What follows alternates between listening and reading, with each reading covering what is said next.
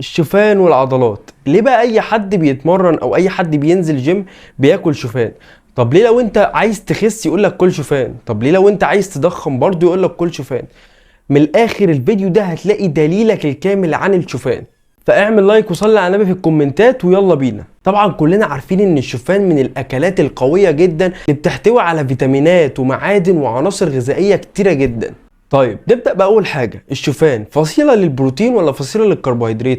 لا طبعا الشوفان فصيلة للكربوهيدرات، وبالأخص الكومبلكس كارب أو الأخص الكربوهيدرات المعقدة.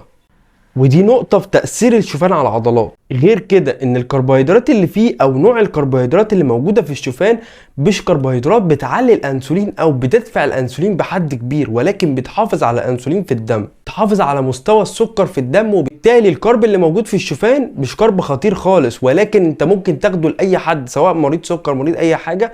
الشوفان صالح لكل الناس، وبما ان في كمية كربوهيدرات كبيرة فانت هتحس بالشبع لفترة زمنية طويلة، وبالتالي كمان هتقدر تلاقي في يومك في باور، اللي هو انا مش تايه، لا يومك هتلاقي الدنيا فايق وانا فايق وتقدر تتمرن وتشيل اوزان. كمان الشوفان فيه فيتامينات كتيره جدا واهمهم المغنيسيوم. طبعا عارفين المغنيسيوم اللي بيشكل دور كبير جدا في بناء العضلات وفي جسمك وفي الباور وفي النوم وفي كل حاجه. كمان الشوفان هيحسن لك من الريكفري بتاعك. طب ليه هيحسن من الريكفري وايه علاقته؟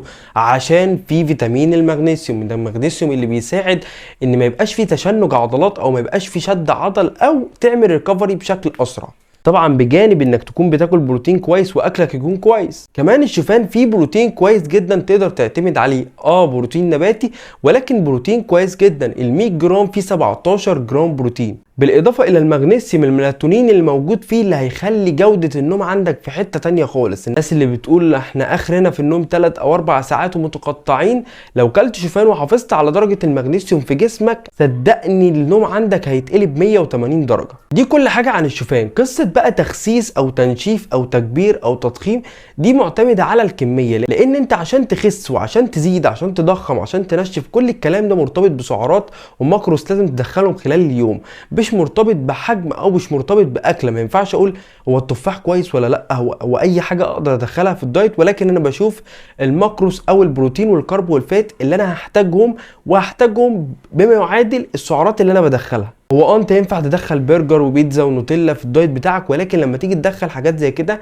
هتلاقيها خدت كم سعرات كبير، ولا هتلاقي دخلت لجسمك البروتين اللي انت عايزه، ولا هتلاقي دخلت لجسمك الكربوهيدرات اللي انت عايزها، ولا هتلاقي دخلت لجسمك الدهون الصحيه اللي هو عايزها. وبالتالي الشوفان مهم جدا في بناء العضلات. الشوفان مش مصدر صريح للعضله ويحسن العضله تلقائي، ولكن هو مصدر غير مباشر لبناء العضلات.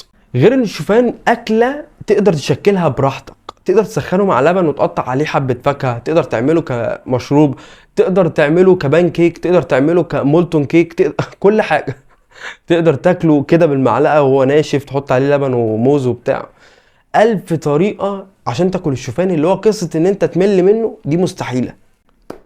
بس ده كان كل حاجه عن الشوفان. لو عجبك الفيديو ما تنساش تعمل اشتراك في القناه وتعمل لايك للفيديو، وبس كده اشوفكم في الفيديو الجديد.